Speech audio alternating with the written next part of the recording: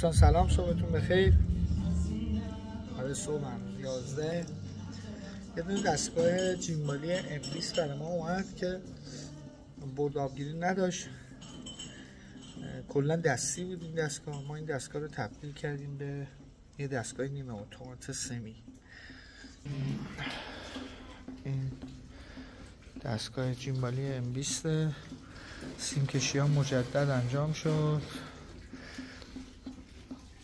سرویس شده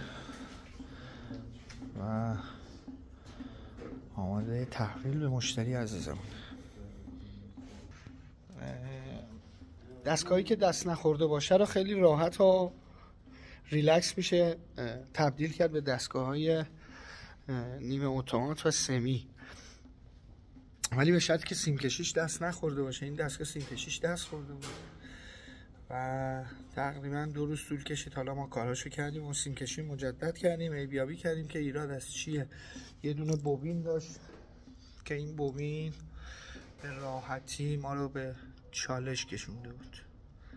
این ترکی که اینجا میبینید این باعث شده بود و توی دیدم نبود، چون بسته که میشد به این شکل بسته میشد، روش به بدنه بود، ما نمیدید.